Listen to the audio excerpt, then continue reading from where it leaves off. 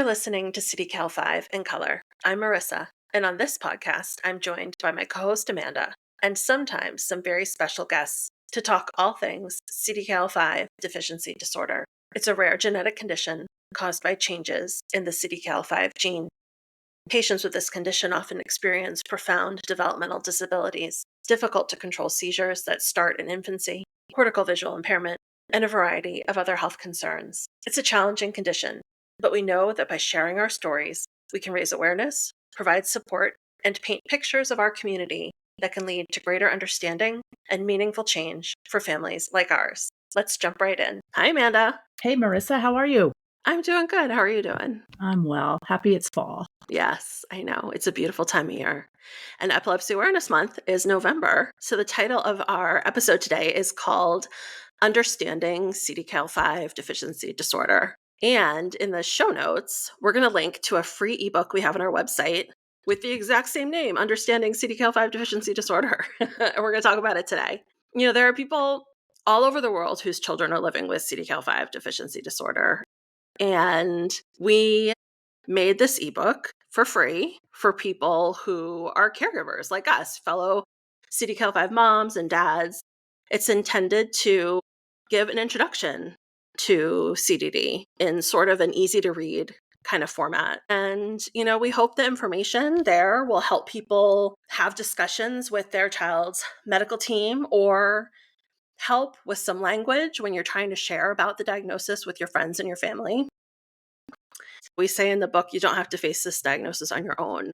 We are here, but you can find members of our community. If you look, you can find people all over the world on social media. People are making videos about their families. And if you're somebody who looks at medical publications, you know, many people have participated in clinical research that gets published. And sometimes you can find people even in your own backyard. And if you need help out there connecting with somebody in your local community, chances are we might be able to help you. So please send us an email, let us know where you are, and we'll see if we can get you in touch with some people you could actually meet in person, because that's always something really special. Nothing like meeting people that live the same, very different life, I guess. I don't want to put some kind of spin on what type of life it is, but it's definitely not the average experience. Yes, it is not the typical experience. And you're right. Sometimes just spending time with other people who understand what that's like can be really refreshing and healing too, I would say, when you're ready for it. Yes, in your time. In your own time. All right. So quick facts about CDKL5.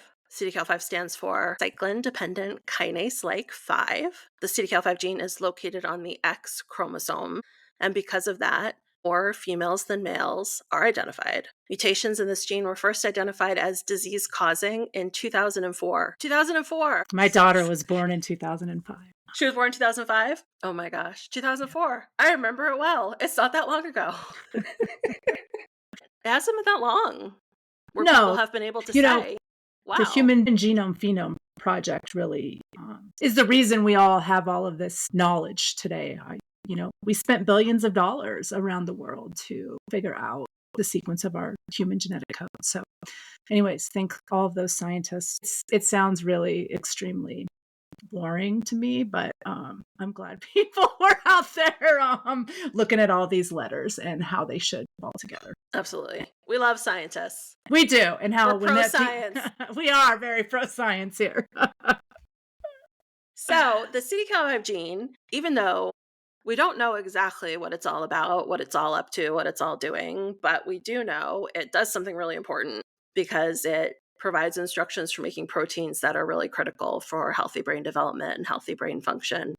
And we know that because when it's not working properly, CDKL5 deficiency disorder is a pretty devastating disease. Yeah. We know it's probably does a lot of things in our body. And we know that it shows up in different manifestations when it is overexpressed during different disease states that have nothing to do with our children's phenotype. So I think I just bring that up because there's a lot of different places CDKL5 has been studied, not in the neurodevelopment space, that is still not well understood either. I think that hopefully gives some perspective on how incredibly difficult it is to develop drugs for the disorder itself outside of the symptoms like epilepsy. And honestly, just to even understand or not understand what the natural history of this is and what happens as our loved ones age and live with the disease for a long period of time. Yeah. So CDKL5 deficiency disorder is considered a rare disease because it impacts fewer than 200,000 people in the United States. It's part of a group of rare diseases called developmental and epileptic encephalopathies, or DEEs. And patients with DEEs have epileptic activity, seizures, as well as neurodevelopmental disabilities. And CDD is known for its early onset epilepsy and neurodevelopmental disabilities in the areas of motor skills, communication, cognition, and vision. And the symptom list for CDD is long, and patients tend to have large medical, therapeutic, and educational teams addressing the variety of symptom areas. How many people do you think are on Ava's care team? Doctors, therapists? 30. That's No, a I'm lot, serious. right? She has I a know. multidisciplinary team. We have a school team. We have a private therapy team. Right. I mean, I have all kinds of case management in here to Mm-hmm. facilitate her services. I mean, 30 is probably undercutting it, and it's a revolving door of people too. So that's one thing I don't think people probably think about a lot outside of us caretakers. Of how many folks we have to educate and coordinate with, quite frankly. So it's a lot.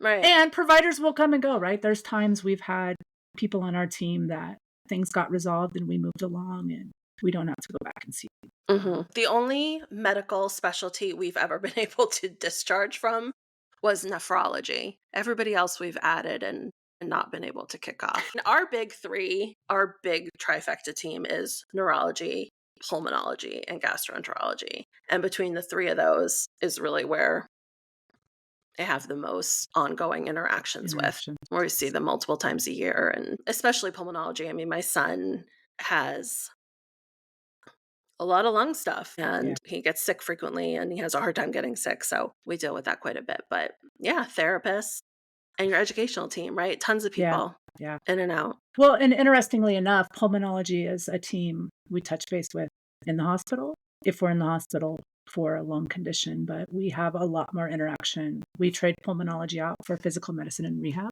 because of all the things that go along with being what they refer to as a house walker.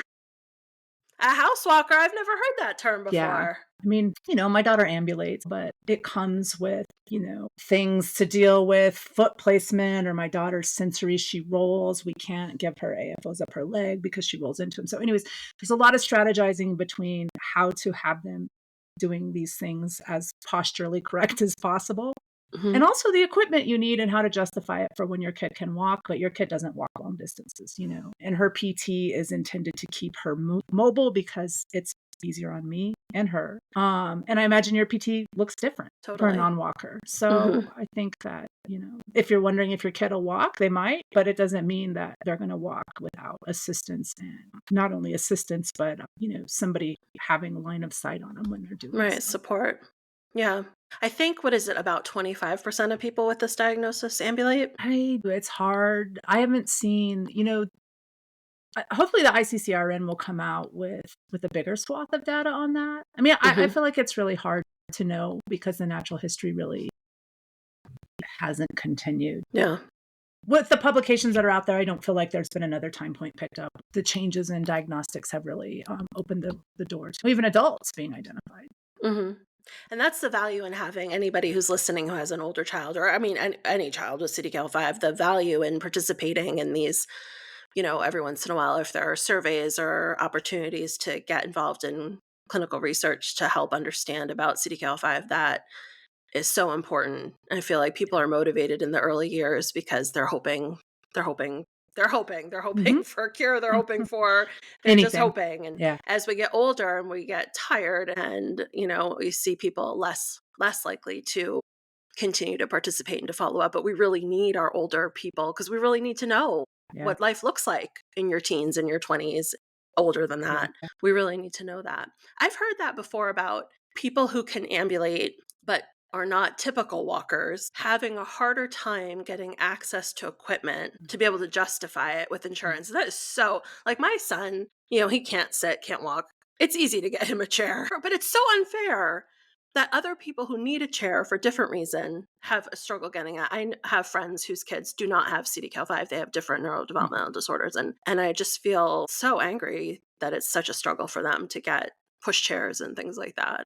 My daughter has movement disorder. She's got Parkinsonisms, retropulsion, like these things you don't think about until you have this ambulating person, and when you touch their back, they, they fly backwards. So, there's a trick for you if you're trying to get equipment. Just make sure a movement neurologist or a neurologist familiar with Parkinsonisms and that type of stuff is also weighing in on your physical medicine and rehab team. If you're having troubles obtaining equipment or really even just understanding why your child moves the way they move. I want to say one other thing. There's this misconception out there that males are more affected than females. And I think it can be confusing to read some of the literature where it says they're affected the same. While there are more females that are affected, females can be just as severe as males. And a male or a female can be just as severely or not as severely affected. Right. So, And it's almost like you think about people talking about the autism spectrum, and it's really not a spectrum left to right. It's a spectrum of like this circle of who has, more sensory, more yeah. motor, more epilepsy, more. And I think, it's probably the same for CDKL5. Everybody has severe something, Well, right? they Because need you're support with, impaired. yeah, all Yes. ADLs. Like, I will be clear on that. Even the kids that I've seen or adults that are the most independent adults I've seen still rely on 24-hour ADL support, Right. And ADL is activities of activities of daily daily living. living. Yeah. Yeah. I think that just helps set the tone for new people that are just like reading about CDKL5 on the internet, just being diagnosed. Like, it can be a lot. And it can be some of it, it can be all of it. It can come at different times. And you're not going to get every symptom at once. So, Absolutely. You're not going to get every symptom at once. And there are some that you might not get at all. And there are some that you might get worse than somebody else. And the reality is, you're not going to know what your child's going to be able to do or what their medical condition is going to be until they show you. right, You really can't predict it. right. And that was something I was really hung up on in the beginning when my son was a baby, is trying to predict what Well, not what only it can was you going to not be. predict it, you really can't control it. You cannot control it. You can work on physical therapy 10 hours a day and your kid may never walk. So find a good balance of Hmm. whatever it is you're working on. And it's okay to not work Yep. on it all the time. I remember Rachel from our episode 3, our very first guest. She did a good job of saying that because her daughter runs and, she moves, and she said something like, she doesn't run because of me. Yeah. You can't control it. No, You can do your best to do the best you can to help your kid grow into the person that they're going to be, but you don't control the person they're going to be. no. And that is for everybody who has a kid anywhere. Yeah. I mean, Dr. Benke used to tell me many years ago, he'd say, if it was easy, Amanda, we would have already figured this stuff out. Right. Yes. In any of the questions that are so unknown. And I'm like, that's fair. Yeah. So let's talk about some of the main symptoms of CDKL5 deficiency disorder. So epilepsy, Yep. It's your first seizures. friend usually. Yes, epilepsy is your first enemy. It's not your friend. Well, you have to It's get real horrible. cozy with it. That's what Yes, I'll say. familiar. You get familiar. Epilepsy is probably the first thing you notice something's going on with your kid. Actually, the first thing I noticed was my son's vision, but we'll That talk was about ours too. vision To a be little quite bit. Yeah. frank, that was ours. We can talk about that when we get there. But Yeah. But no, you know, epilepsy and CDKL5 starts early. Seizures are really hard to treat. Total prolonged seizure freedom is not likely. even if you have it, it's probably not going to matter. I mean, I shouldn't say it's not going to matter, but we had a good 9-month run or something, and I don't think developmentally it changed anything because we Mm, had her on so many meds to get that seizure freedom that kind of was a wash. yeah. And I Yeah. think we'll learn more as time goes on as to what's possible for seizure freedom for CDKL5. But for most people, seizures are a constant challenge of Yeah, life. and I think, epileptic spasms are definitely a hallmark of this disorder. My daughter, being 20, still her main seizure type is epileptic spasms. We talk about infantile spasms a lot. Epileptic spasms are the same thing. You're just not an infant anymore. However, I think it's 20% of our kids do end up with a hips arrhythmia pattern, which is the true IS that you go and see all over the internet talked about. The The dangerous. IS that you can sometimes treat with steroids. So, it's terrifying probably to hear your kid has infantile spasms, but I think the reality is your kid's going to be having spasms, and they're actually for us, they've been some of the less challenging The easiest seizures. ones, Yeah, yeah, for sure. yeah. I mean, it when we got the infantile spasms diagnosis, it's horrible, right? It's horrible, but then my son still has spasms too. They're called epileptic spasms because, like you said, he's not an infant anymore, and they are the easiest type of seizure he has. He smiles during them. Some of the best pictures I have of my son are from video that I took while he's having spasms, And clusters, you and take I'm a catching all these smiles, and then I pause it and screenshot it, and I mean, there it is. what a cute picture. I mean, it's sort of insanity. It's like we live in the twilight zone, but kids with CDKL5 spasms, but they also face many Any kind different of types of seizure. seizures. Sure, lots of different types of seizures. We have a link in the ebook to the Epilepsy Foundation. They're a really good resource for understanding the different types of seizures that exist. And I will say many patients, maybe most, who have CDD go on to develop a clinical diagnosis of Lennox-Gastaut syndrome, which they also call LGS. And that is important to know because it opens you up to more resources, right? Potential Mhm. clinical trials. LGS Foundation has a beautiful website with lots of information. I mean, I didn't know my son had LGS until I specifically asked my neurologist, "Does he have LGS?" And she said, "Oh, yeah."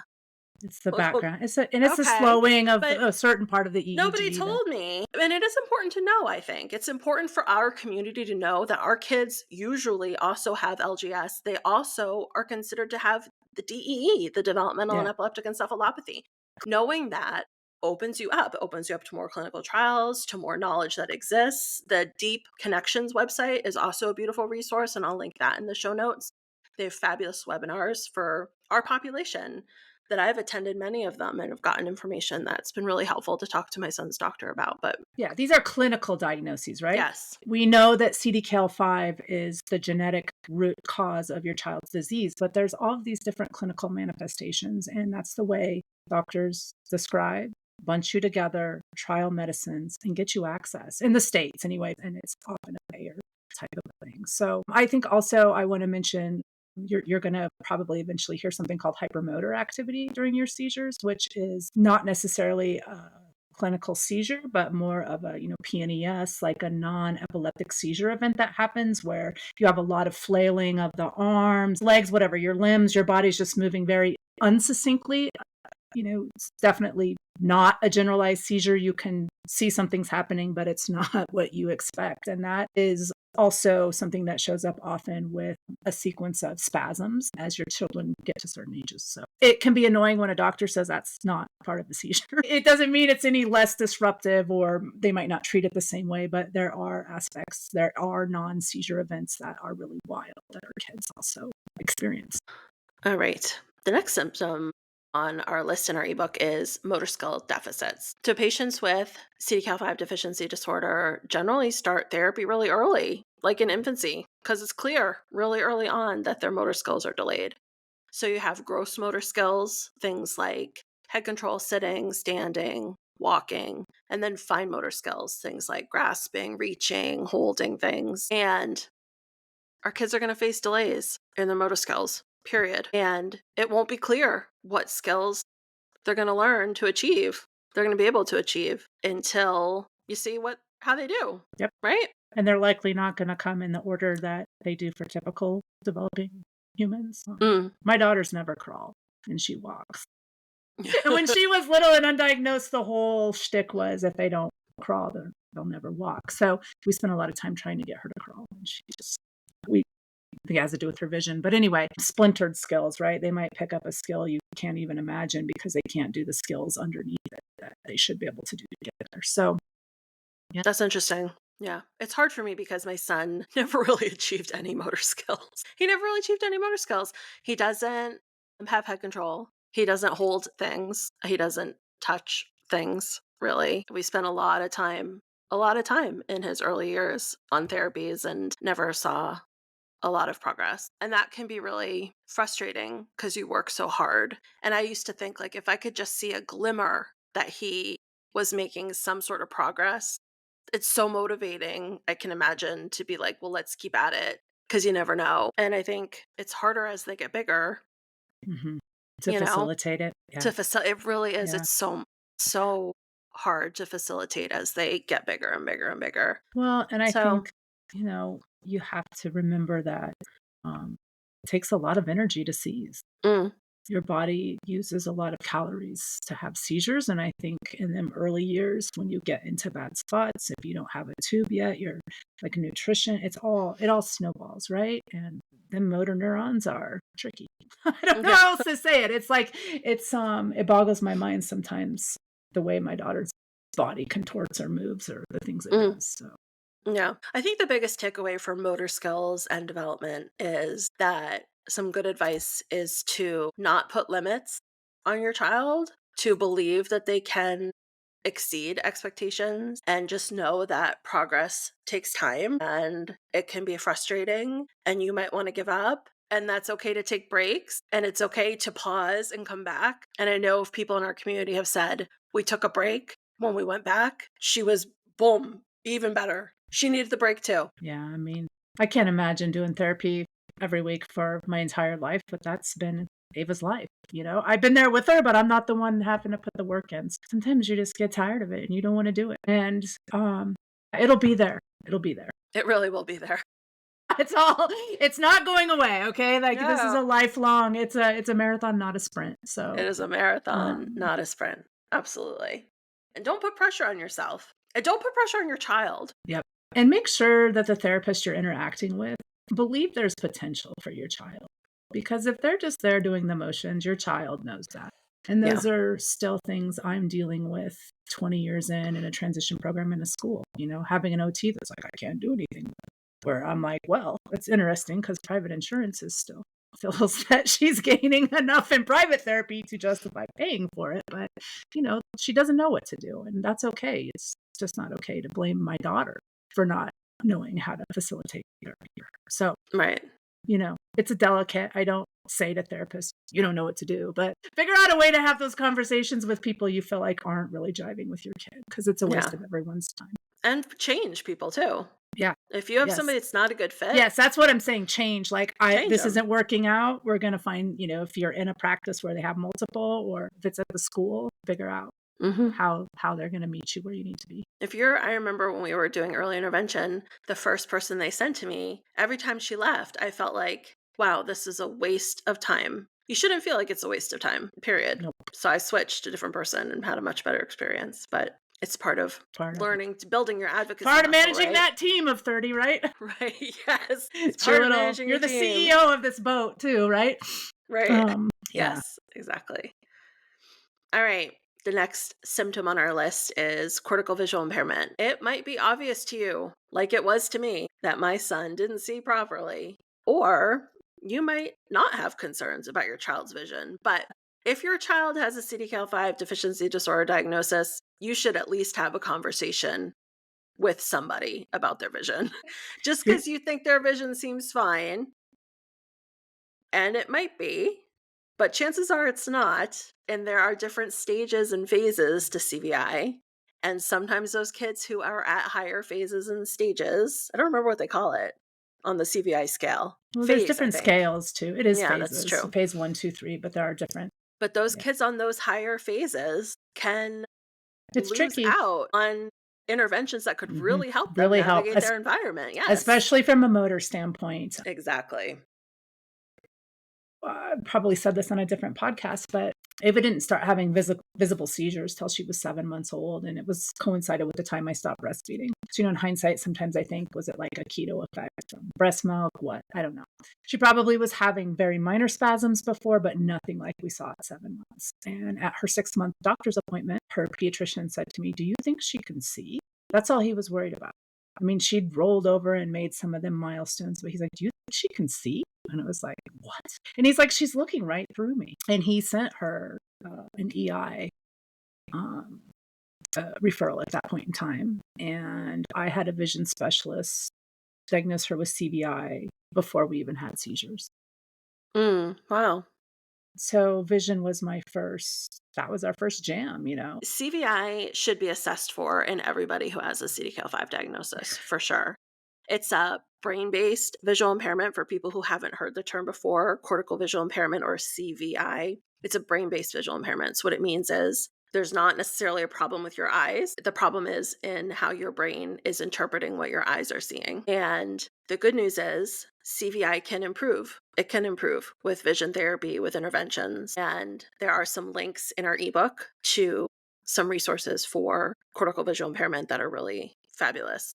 One is CVI Now, which is a website run by Perkins School for the Blind. They have fabulous resources. But who can diagnose CVI? A teacher for the visually impaired, a neuro-ophthalmologist, a neurologist. Your regular ophthalmologist, I'm going to tell you right now, is probably not going to know what to do about somebody who has a CVI diagnosis. My son has glasses because we had taken him because he didn't seem like he could see. We didn't have the CDKL5 diagnosis. He was 2 months old when we got our referral to the ophthalmologist. We take him to the ophthalmologist, and he told me he's choosing not to look. He's choosing not to look. On what planet does that make sense? You put something in front of somebody's face, they're going to look at it if they can see it. And I think you bring up a good point too. Like usually with CVI, your periphery vision is a lot better. And that from a developmental standpoint is a win because when you only have central vision, it's like tunnel vision and it's more disrupting than having your periphery. And with that said, our kids often need processing time, right? You need to give them a command or demand or whatever you want to call it. And you need to give them time to figure out how they're going to move their body or do what they need to do to meet your demand. Oftentimes, if you're trying to get them to look or reach for something, they're going to turn their head to whichever side their periphery vision is the strongest. They're going to pause and then they're going to move their arm or move their eyes or do whatever you're, trying to get them to look at. So that is the one thing I do agree gets better.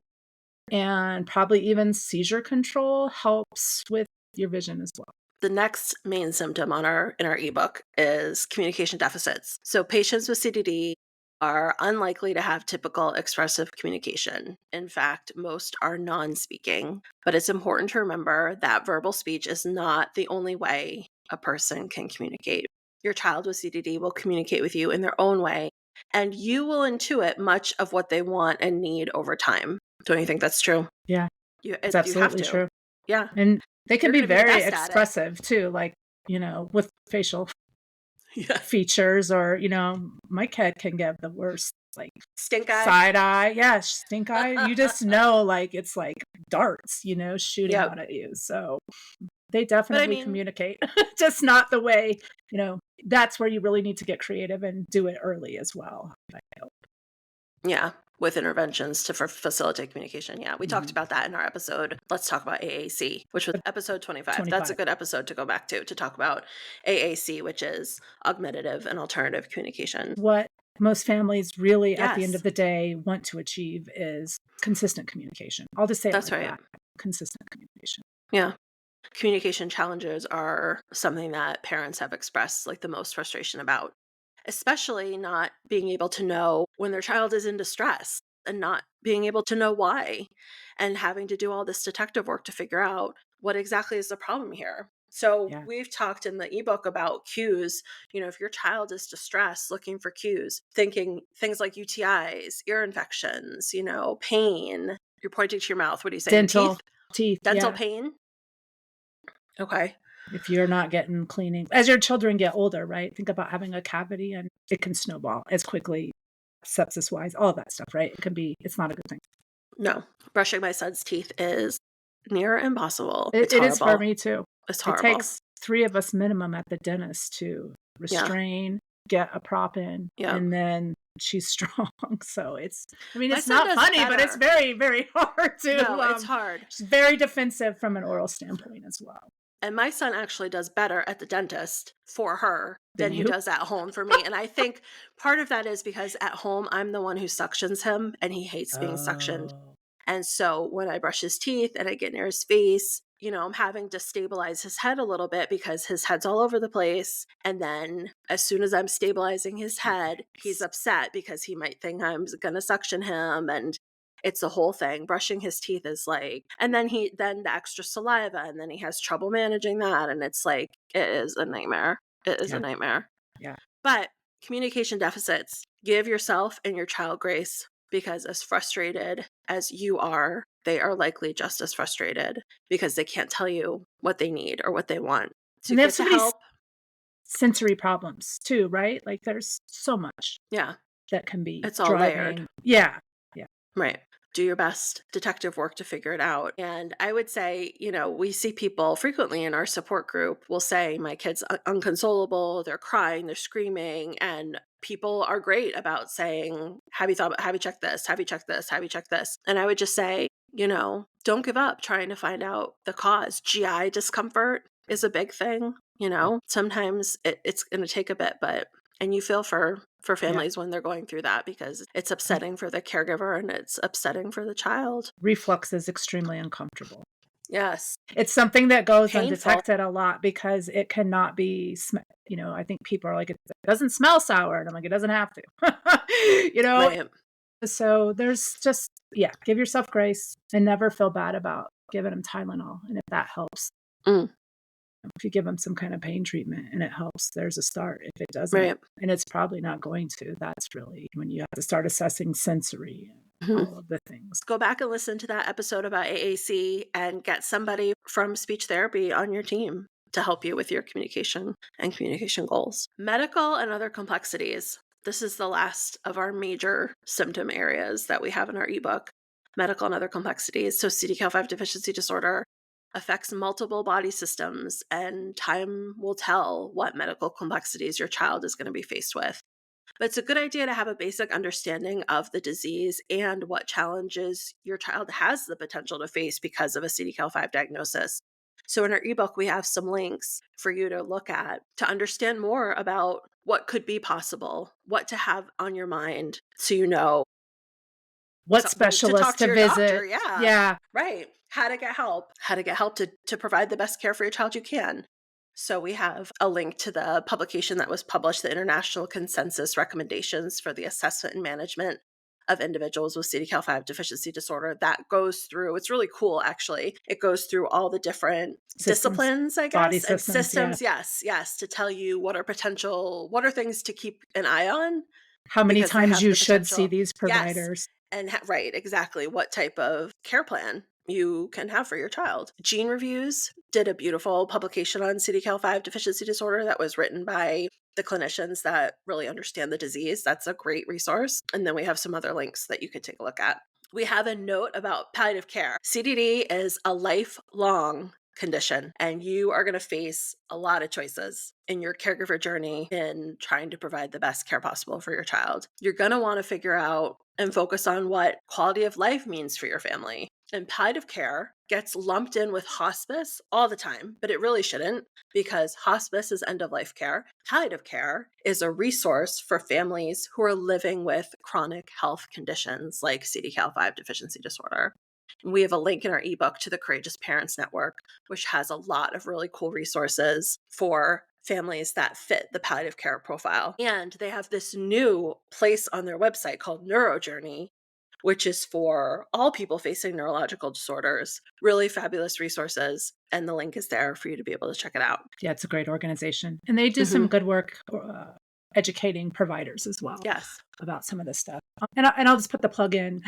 Having an older kid, he sort of never had palliative care is really, I feel like, been given life in the last decade, probably. We have been blessed where I'm in the Denver area. I have access to a multidisciplinary clinic, which is similar. And also, I have a specialized primary care team out of Children's that has given us palliative care. We have done her care off of her goals. We just didn't say this is palliative care, right? So, your goals, my goals are quality of life, not quantity of life. And that's where everything starts. I feel like most children's hospitals have palliative care specialists now that should be relatively easy to access. Maybe I hope so. I don't think all of them do. They all should. But you're right.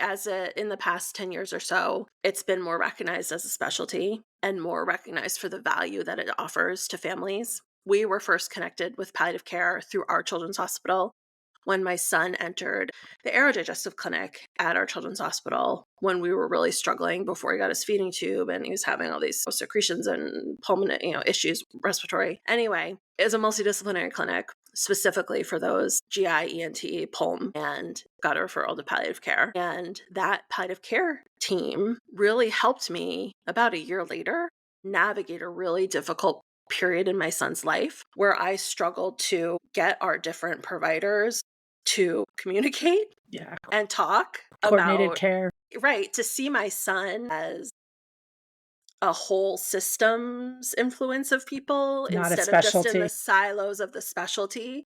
And the palliative care team really helped facilitate that conversation with these different people to get on the same page and say, okay, look at this kid, Gregory. You are all part of his team, but things are not jiving. So how can we work together to get to a better spot? And that was really helpful for me as a parent because I couldn't do that on my own. It was Right. hard. It was hard to do on my own. We call them care conferences at Mm-hmm. my particular location, but everybody gets around the same table and has a conversation about what our goals are and how we're going to get there. So, yeah, don't shy away from that stuff.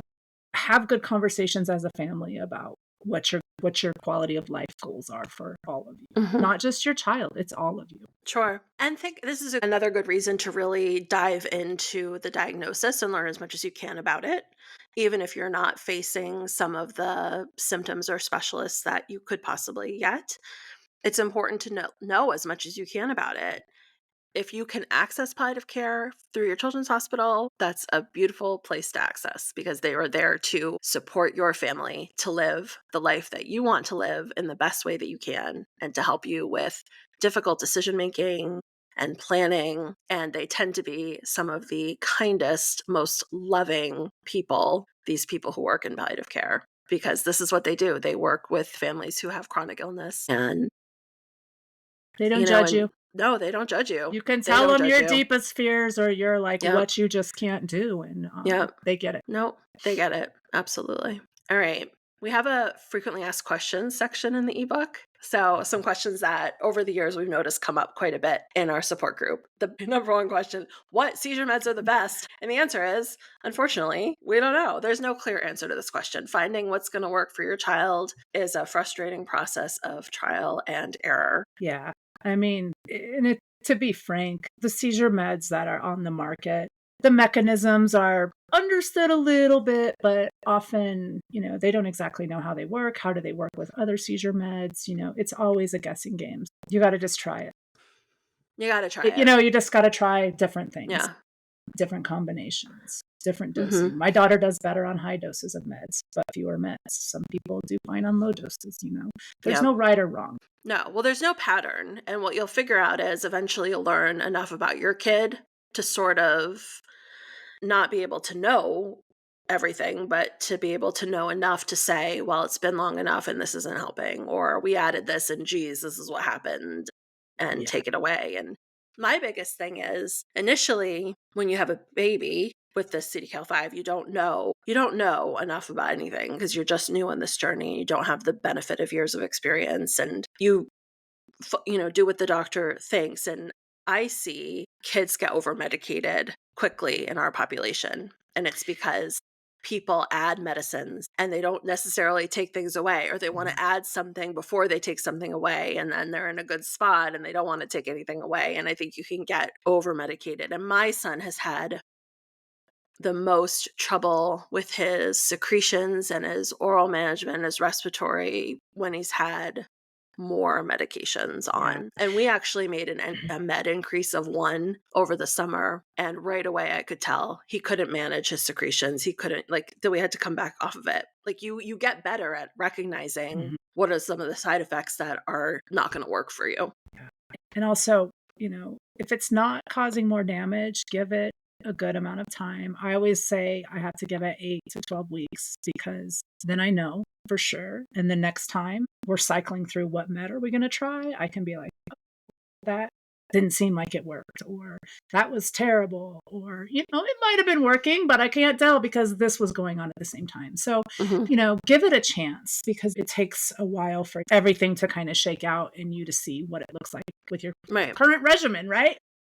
And that's a good question to ask your neurologist. I now ask my neurologist every time we start a new med, how long do you anticipate it will take for us to see if this is going to help or not?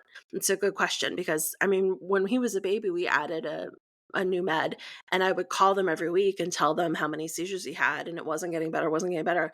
And like 9 months go by, and I'm like, what are we doing here? Because they kept being like, increase it, after, but I didn't know at the time to say, hello, this is not obviously not working for him. So that's a question I ask now. How long, when we get to the target dose, how long do you anticipate it'll take for us to see an impact or not? And one time I made a list of all the seizure meds my son had tried, and about half of them had a positive impact, whether that meant, improvement in frequency, improvement in duration. Sleep. So that made me feel good about trying stuff. You know what I mean? Like, I'm not afraid to try stuff because I got a 50-50 chance if it's going to make something better or not. Well, and you get really comfortable with what you know. Like, this is something I, in hindsight, have looked like, we've been on Depakote for a long time. I'm very comfortable with Depakote. I probably should give it Xcorp a try and give her liver a break from Depakote. But so yeah, don't let your comfort steal the opportunity for things to be better.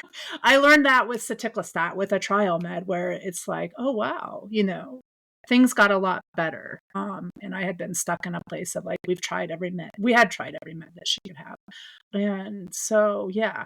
And don't let the fact that the epilepsy in CDKL5 is intractable, meaning it's really difficult to control and manage, don't let that make you think, well, there's no point in trying seizure meds. Yeah. Don't let that happen. I see that Yeah. happen sometimes. People are like, seizure meds are not going to help anything, so I'm not even going to try. And I think you're doing a disservice to your kid if that's your attitude, because you might be able to find something that Quality really of does life. improve their quality of life, Yeah. for Quality of sure. life for them probably isn't fantastic without. I don't want to be judgmental, but I think some seizure medication is definitely appropriate.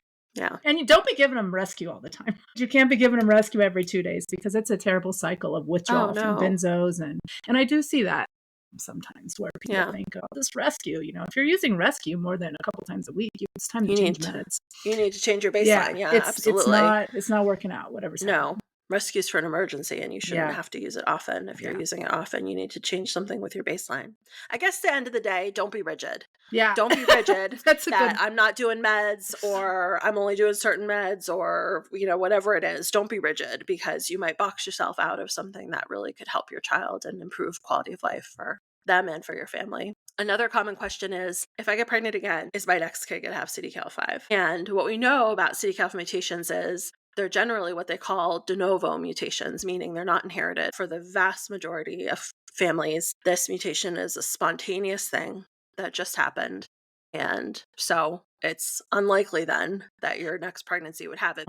Yep. But if you're worried, if you're going to have a second child with CDKL5, I mean, get genetic testing to understand your situation, Mhm. but probably it was a de novo mutation, and it's unlikely to happen again. A question that comes around a lot: should my child get a feeding tube? We're going to do a whole episode on tube feeding because this is one of my favorite topics. But if you're asking yourself or wondering, should your child get a feeding tube? Would your child benefit from a feeding tube? I'm going to tell you right now, you should probably get a feeding tube for your child.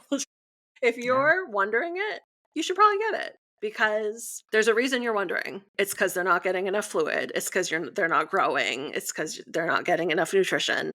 There's a reason that you're wondering if they should get it. And if you're wondering about it, they probably should get it. Yeah. And it's not that bad. Sort of wish we had a tube for meds, especially Yes. fluids. I Sure. stubbornly, before she was diagnosed, fought with a neurologist about it. And really what the fear for me is we didn't know what was going on, but things should be so much different when you have a diagnosis. It was scary. She was undiagnosed. So if I had one now, things would be a lot easier with other caretakers too. I'll just throw that out there. Giving everything PO can be difficult. There's behaviors involved. A feeding tube makes life easier, and it is such a daunting decision because it seems so medicalized. And I remember I struggled so much making the decision, but everybody who has a tube will tell you, once you get it, you're going to kick yourself that you didn't get it sooner. And that was my experience too. I Yeah, was and so nutrition afraid is of so getting it. important.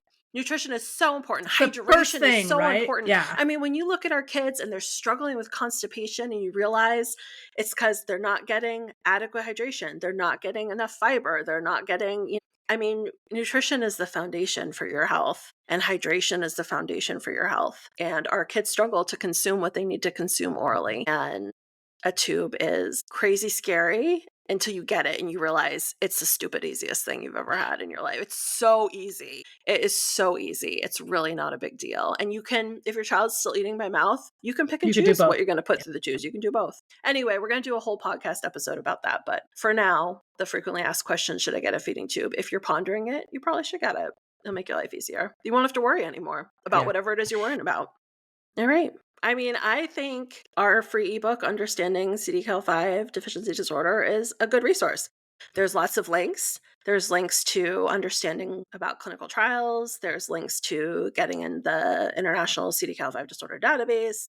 There's links to some CDKL5 resources, some epilepsy resources, some rare disease resources, and it's not long. It's a relatively quick read, but we hope it's helpful. I mean, I think when you first get this diagnosis, well, when we got diagnosed 9 years ago, there wasn't a ton of information available to read, and there's certainly much more now, but not all of it is in Well, family-friendly language. yeah, we kind of speak a different language. I mean, we get pretty comfortable talking about things that people who don't deal with chronic illness have no idea. So check it out. The link's in the show notes. If you have comments, we'd love to hear. If you have questions, we'd love to hear them. On our website, under the Contact Us, is a voicemail that you could leave us a voicemail message. Get in touch with us. Yeah. We would love And, that. it's a devastating diagnosis, but you will get better at doing this. And you need to give yourself grace and you need to ask for help. Yeah, but you can do it, and we're You here can for do you. it. Yep. We're going through it too. We got new questions all the time, new stuff we're trying to figure out, but some things we have figured out. So if we can help you answer any questions or have a conversation about something, we would love to do that. So reach out to us. And thanks, Amanda. It was Yeah. great to see you. Very nice to catch you today. All right. We'll talk to you next time. Bye. Bye. Thanks for listening. We hope you'll follow us on social media at CDKL5 in color on Instagram, Facebook, and LinkedIn, and visit us online at www.cdkl5incolor.com. Have questions or a topic you'd like us to chat about? Would you like to be a guest on our podcast? Email us cdkl5incolor@gmail.com, and we'll be in touch. Until next time.